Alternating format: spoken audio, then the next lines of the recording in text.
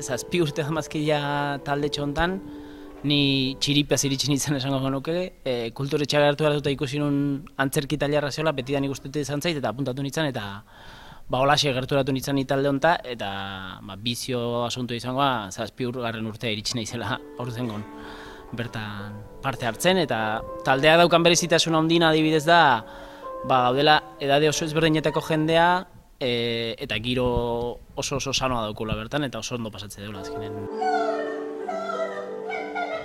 Bi zati dira kurso guztien zehar. Lehenengo zatia pixka da urtarria arte dola tailerra, hau da improvisazioak, pixkat gorputza mugimenduk, adierazpena, eta hori zatea lehenengo zatia. Pixka oberrakin ikasteko bezala gero obra nola autoatu behar du nola.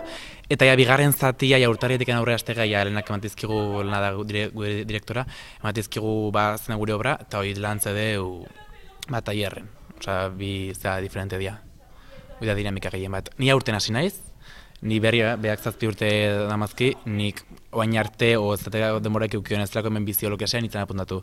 Baina beti ikuti interesa, eta aurten apuntatu naiz, eta mintza gaude. Denantza dauko aukera, denantza dauko papera, denantza zea. Nik jendai akonsejatio detortzea, ze azken batean reto pertsona bat baita daukazu, esan nahi dut. Beldur asko eukitze ditu, komplejo asko, el sentido del ridikulo, eta ezaguna dian komplejoiek.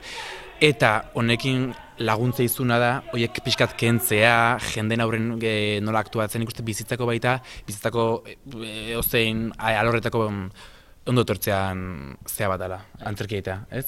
Bai, azkenen lortze dezula da erronka zure burui jartzea, eta Jabik azaldu duen bezala azkenen bakoitza dauzkaun gure burruka pertsonalak azkenen horra azaldu dira.